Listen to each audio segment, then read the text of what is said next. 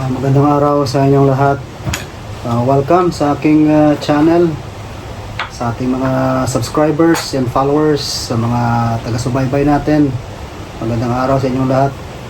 Well, ginawa natin itong video na to para i-address yung marami na rin ang nag-request, no, na parang magkaroon ng samahan na kung saan matutulungan ang mga manggagawa na merong mga existing legal and medical concerns, no. Siyempre tayo ay nasa pribadong sektor, kaya wala tayong kapasidad para magbigay ng full service para matulungan ang mga yan, kaya limited pa ang ating galaw, no. Pero at any rate, binabalak natin na magbuo ng samahan dito at yung naisip nga ng parang volunteer working group na mga subscribers natin dito, na ito ay isang sentro sa alalay ng mga manggagawang Pilipino, at ang opisina na hawak nito ay ang Alalay sa Manggagawang Pilipino Center or APMC. Pwede pang mabago ang mga terms natin dyan as we move along, no? But objective nito, magbigay ito ng alalay, no? Help sa mga manggagawa na walang kapasidad, no? Para ilaban, isulong ang kanilang mga hinaing, ang kanilang mga legal concerns at medical concerns. Ito, bakit naging medical? Kasi marami tayong mga subscribers dito na putulan ng paa, na putulan ng kamay, na disgrasya sa trabaho. Ngayon hindi nabibigyan ng ayuda ng kanilang mga employer. I understand, kasi yung mga employers naman asa lang din yan sa Employee Compensation Commission, ECC, no. Nga lang, siyempre magpa-file ka pa, mag-aantay ka pa kung kailan ma-release ang mga empleyadong under sa operating table.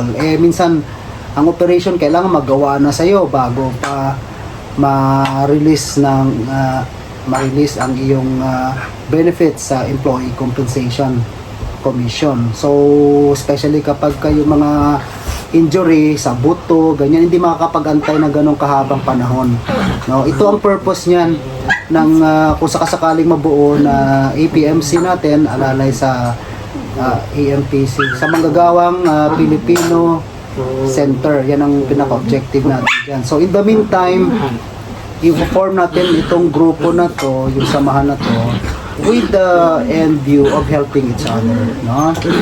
Doon naman sa mga may mga legal concerns, so this will be under sa opisina ng pro bono system natin, ano, PBS, sa opisina ko, tsaka sa Free Legal Consultation, FLC. So yung opisina ko sa ngayon, pansamantala, sa FLC PBS, sa ilalim nito, kukupkupin natin ang mga miyembro nitong APMC. So this will give you priority sa mga pro bono concerns niyo sa legal, no? And hopefully later on magkaroon ng tie-up dito na medical group na magbigay sa atin ng immediate medical help, assistance, no? Pag doon sa mga miyembro na tinamaan yan, no? No promises, pero this is a bright future, bright proposal ahead of us na balak natin. So right now we have like 31,000 subscribers. If you have this number, probably mabibigyan natin ng pagkakataon na mabigyan ng buhay itong ating pinopropose na din naman sa atin to, no. May mga makukulit kasi tayong subscriber. So ang ginawa ko na lang, binuo ko sila as volunteer technical working group para pag-aralan yung mga ganyan. So binabanggit ko na rin kasi baka may mga ilan sa inyo dyan na later on, ano, sumali dito as volunteer, no, kasi kailangan natin dito ng volunteer coordinator, yung mga ganon, ano, to launch this, kasi hindi ko naman kakayanin to na mag-isa lang ako. Now, doon sa mga nagpo-propose na ipasok sa politika, well, masyado pa tayong maaga para dyan, ano. Pero siyempre, ang puso natin nandun sa makatulong tayo sa mga kababayan natin na kailangan, no?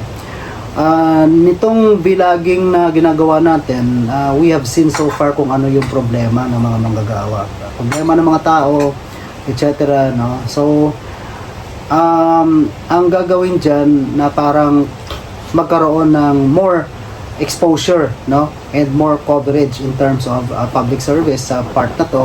So sa ngayon, dahil sa privado ako, ihiwalay ko yung grupo na yan, no? So you build your own group, inourish ninyo yan, I can help you, I can guide you, no? May mga volunteer coordinators tayo dyan, walang sweldo yun, ha? Yung mga coordinators, mga volunteer group kayo magtutulungan, mag-aalala lang tayo, magsusupervise lang tayo sa grupo nyo, no? Now, if you want to expand this further into a political movement in the future, who knows? So sa ngayon, sa parating na election 2025, malamang hindi pa tayo makakasali dyan kasi siyempre malayo pa, no? Nagsisimula pa lang tayo, but in the future, who knows? Pag lumaki yung number ninyo and umabot sa ganong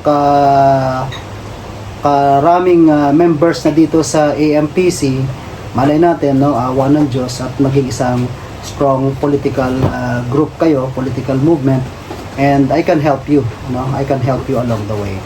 So sa ngayon guys, continue to support the channel. I can help broadcast yung mga concerns ninyo, and I can guide you kung paano i-form yung group na yan.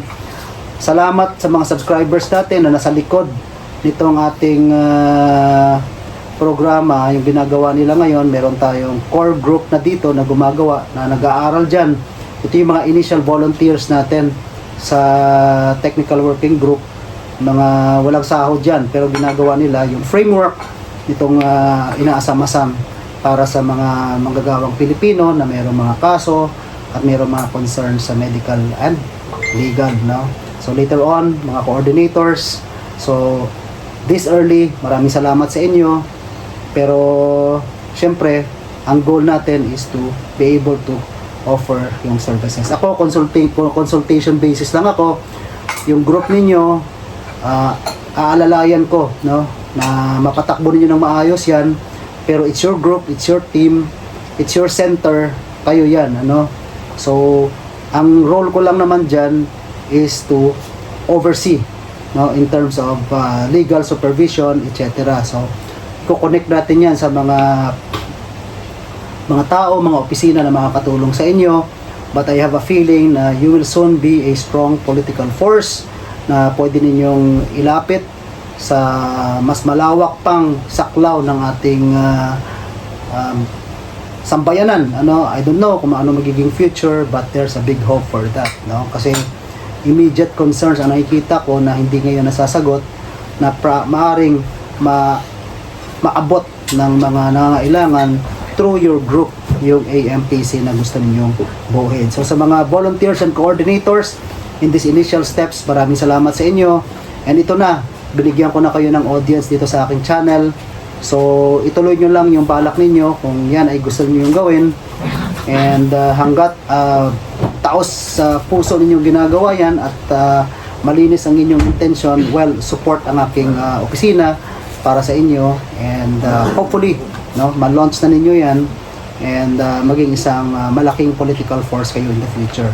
With that, thank you very much, and God bless sa inyong lahat. Doon sa mga message sa akin na sumali sa politika, masyado pa tayong maaga, no? Hindi pa natin ano yan, pero yung gusto natin na mapaabot ang tamang public service dito sa mga nangailangan, ay nasa puso lang naman natin yan. So sa ngayon, yung grupo ninyo, ayusin ninyo, buuhin ninyo, nasa likod ang aking suporta sa inyo, at syempre, priority yung mga miyembro ng inyong samahan. So thank you very much, and God bless. Yung mga nakakapanood nito, share na lang ninyo para umabot sa iba pa na mga similarly situated, and yung cost pare-parehas kayo ng mga hinaing. So thank you very much, and see you in my next videos. God bless.